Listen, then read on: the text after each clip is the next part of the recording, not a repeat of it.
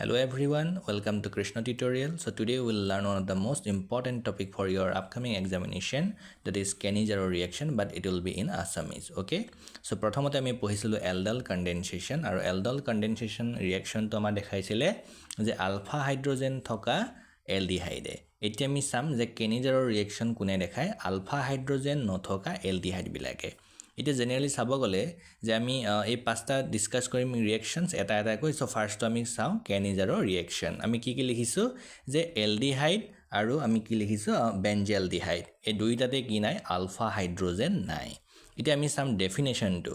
যে ফাৰ্স্ট ডেফিনেশনটো কি কৈছে the reaction that involves two aldehyde molecules but it will be what it will be without alpha hydrogen to form a carboxylic acid and a primary alcohol মানে 1 degree alcohol।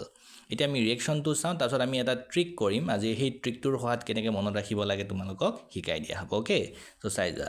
So first ৰিঅ্যাকশনটো কি যে 2HCHO মানে দুটা aldehyde molecule থাকিব আৰু আমি কনসেন্ট্ৰেটেড sodium hydroxide অৰ্থাৎ NaOH ল'ব লাগিব। এটা হলে কি ফৰ্ম কৰে সোডিয়াম ফৰ্মেট আৰু মিথাইল এলকহল ফৰ্ম কৰে। এতিয়া আমি এই ৰিঅ্যাকশনটো মনত কেনেকৈ ৰাখিম তাৰ কাৰণে আমাৰ ট্ৰিকটো চোৱা। এই ট্ৰিকটো মনত ৰাখিলে সহজে কি কৰিব পাৰিবা এক্সামত লিখিব পাৰিবা।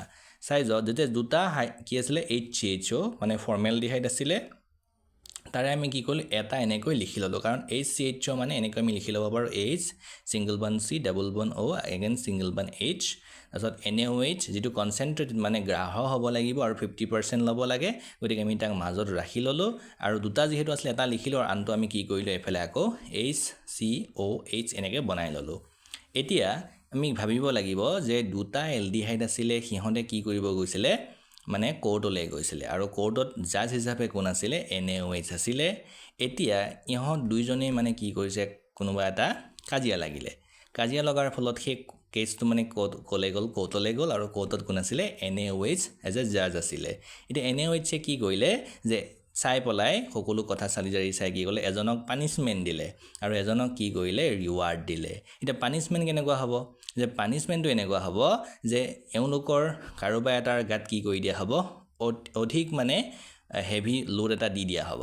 অৰ্থাৎ ইয়াত যিমানটা এটম আছে তাতকৈ কি কৰি দিয়া হ'ব 0 এটা বেছিকে দি দিয়া হ'ব। 0 মানে তুমি ভাবিব ল'ব পাৰা যে অক্সিজেনটোৱে 0, গতিকে তাক অত্যাধিক কি দি দিয়া হ'ব আৰু ইটো কি দিয়া হ'ব H দিয়া হ'ব। H মানে তুমি 1000 বা 100 रुपीस বুলি ভাবিব পাৰা। এটো মানে এটা জনকক বোনাস দিয়া হ'ব, অৰ্থাৎ এটা ৰিৱাৰ্ড দিয়া হ'ব আৰু এটা কি কৰি দিয়া হ'ব মানে পানিশমেন্ট দিয়া হ'ব। এটো জাজে কৈ দিলে আৰু তাৰ ফলত কি হ'ল আমি দেখা পাম।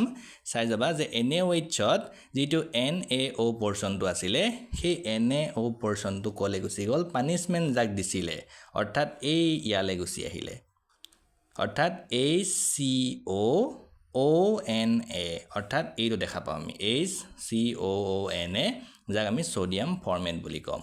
আৰু যেটো H যে ৰখি গল অৰ্থাৎ এটো আমি ৰিৱাৰ্ড বুলি ভাবিব পাৰো। এই ৰিৱাৰ্ডটো কলে গুছি আহিব ইয়াত এটা আছে আৰু এইটো এটা আছে, এই দুটা হাইড্ৰোজেন ইয়ালে গুছি আহিলে। গতিকে দুটা লগত এটা হলে কিমান হ'ব তিনিটা হ'ব। গতিকে C2 আছে গতিকে থাকিব কি CH3 অৰ্থাৎ ৰিৱাৰ্ড হিচাপে হাইড্ৰোজেন কেটা তেওঁলোকে কি গলে পালে আৰু লগতে ওপৰত কি আছিল OH, গতিকে OH পাহি গল।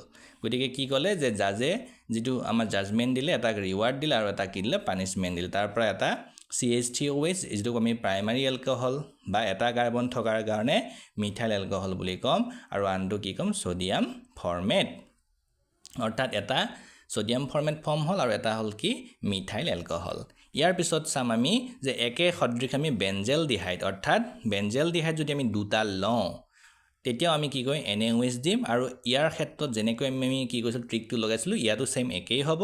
তাত আমি কি পাম বেনজাইল এলকহল আৰু সোডিয়াম বেনজয়েট পাম।